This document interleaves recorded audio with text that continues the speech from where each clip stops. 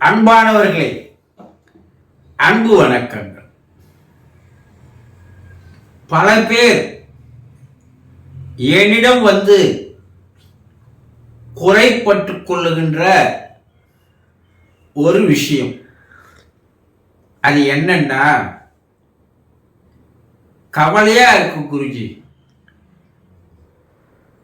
என் வாழ்க்கையில நடந்து போன நிகழ்வுகளை நினைத்தால் கவலையாவே இருக்கு. அந்த கவலையிலிருந்து என்னால் வெளிவரவே முடியல என்று ஒரு சிலர் கூறுகிறார்கள். ஒரு சிலரோ எதிர்காலத்தை நினைத்து கவலையா இருக்கு, என்னுடைய கணவர் இறந்து விட்டார், என்னுடைய குழந்தைகளை எப்படி காப்பாற்றப் போகிறேன் என்று தெரியவில்லை, அதுவே எனக்கு பெரிய கவலையா இருக்கு, என்னுடைய தாய் தகப்பனார் இறந்து விட்டார், எனக்கு யாரும் இல்லை,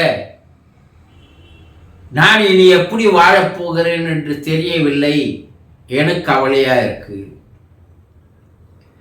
எனக்கு வேலை கிடைக்குமோ கிடைக்காதோ அதை நினைத்து எனக்கு கவலையா இருக்கு,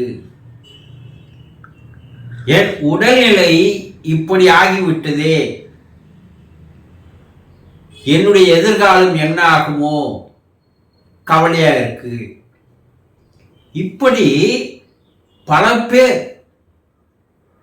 என்னிடம் வந்து குறைப்பட்டுக் கொள்ளுகின்ற ஒரு விஷயமாக இருக்கிறது. நம்ம எல்லோருக்குமே வாழ்க்கையில நமக்கு முன்காலத்துல பல ஆண்டுகளுக்கு முன்னால் கடந்த காலத்தில் ஒரு ஏமாற்றமோ ஒரு இழப்போ ஒரு தோல்வியோ எதனா ஒண்ணு உங்க வாழ்க்கையில் நடந்திருக்கும் இல்லையா? ஒண்ணு யாருக்கிட்ட ஏமாந்து போயிருக்கலாம், இல்ல வீட்டுல ஒரு பெரிய இழப்பு, உங்களை காப்பாற்றியவர்கள் இறந்து போயிருக்கலாம், இல்ல உங்களுடைய சொத்து பறி போயிருக்கலாம். இப்படி ஏதோ ஒரு இழப்பு, தோல்வி, அது தேர்தல் தோல்வியா இருக்கலாம், இல்ல தேர்வு தோல்வியா இருக்கலாம், இல்ல வியாபாரத்தில் தோல்வியா இருக்கலாம், ஏதோ ஒரு தோல்வி. இது எதனா ஒண்ணு நடந்திருக்கும் இல்லையா? அதுல அதையே நினைத்து கொண்டு கவலைப்பட்டு கொண்டிருப்பவர்களாக நிறைய பேர் இருக்கீங்க இல்லையா? ஐயோ இப்படி ஆயிடுச்சே, நான் என்ன பண்ணுவேன், இனி நான் எப்படி ஜெயிப்பேன், வெற்றி பெறுவேன், எப்படி வியாபாரத்தை நடத்துவேன், நான் தேர்வுல தோல்வி அடைஞ்சிட்டேன், இனி எப்படி நான்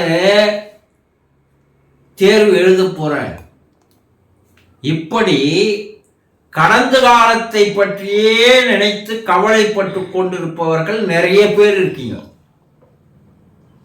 ஒரு சிலரோ எதிர்காலத்தை பற்றியே பயந்து போய் என்ன ஆகுமோ ஏதாகுமோ, என்ன நடக்குமோ எப்படி நடக்குமோ, நான் எப்படி வாழப்போகிறேனோ, இருட்டுல கண்ணை கட்டி காட்டுல விட்ட மாதிரி என்னுடைய வாழ்க்கை இருக்கிறது. இப்ப எனக்கு யாருமே இல்லை, அனாதையா இருக்கிறேன், என் எதிர்காலத்தை நான் எப்படி எதிர்நோக்க போகிறேன். இப்படி எதிர்காலத்தை நினைத்து கவலைப்பட்டு கொண்டிருப்பவர்களாக நீங்க இருக்கலாம் இல்லையா? ரெண்டு பேருமே கொஞ்சம் யோசனை பண்ணி பாருங்க. கடந்த காலத்தில் நடந்த நிகழ்வுகளை, சம்பவங்களை, ஏமாற்றங்களை, தோல்விகளை, இழப்புகளை நினைத்து இப்போது கவலைப்பட்டு கொண்டிருப்பதால் இழந்தது எல்லாம் திரும்பி வருமா? தோல்வி எல்லாம் வெற்றியா மாறிடுமா? ஏமாற்றங்கள் எல்லாம் திரும்பி வந்துருமா? போனது போனதுதான், அது இனி வரவே வராது வாழ்க்கையில. அப்போ அதனால கவலைப்பட்டு ஆகப் போவது என்ன? கொஞ்சம் யோசனை பண்ணுங்க. என்ன ஆகுதுன்னா, இன்றைய நிகழ்காலத்தை நீங்கள் இழந்து கொண்டிருக்கிறீர்கள். கொஞ்சம் கொஞ்சமா காலம் உங்க கையில இருந்து போயிட்டே இருக்கு. ஆயுள் குறையுது, ஆயுசு குறையுது. ஏன் இதை நினைத்து பார்ப்பதில்லை? எதிர்காலத்தில் எப்பயோ ஏதோ நடக்க போறதை நினைச்சு பயந்துட்டு கவலைப்படுவதால் எதிர்காலம் மாறிவிடுமா? வராது. வருவதற்கு முன்னாடி ஏன் அதை பத்தி நினைச்சு பயப்படணும்? அதையும் வீணான ஒன்றுதான். கடந்த காலமும் எதிர்காலமும் உங்களுக்கு நிகழ்காலத்தில் நடக்கப் போவதை நீங்கள் மறந்து விடுகிறீர்கள். காலம் உங்களுக்காக காத்து கிடக்கு. ஒண்ணு அதிலிருந்து வெளிவர வேண்டும், இல்ல என்ன நடக்குதோ நடக்கட்டும் பார்க்கலாங்க என்று ஒரு தைரியம் மனதிலே வரணும். ஆனா இந்த கவலை என்பது ஒரு பெரிய மனநோய். அது தெரியுமா உங்களுக்கு? இந்த மனநோய் என்ன பண்ணுது? உங்களை சிந்திக்க விடாமல் தடுத்து விடுகிறது, உங்களை சுறுசுறுப்பு இல்லாமல் செய்து விடுகிறது, உங்களை வாழ்க்கையில் முடக்கி போடுகிறது. நீங்க அதையே நினைத்து நினைத்து நினைத்து உங்கள் உடலை நீங்கள் ஆரோக்கியத்தை கெடுத்துக் கொள்கிறீர்கள்.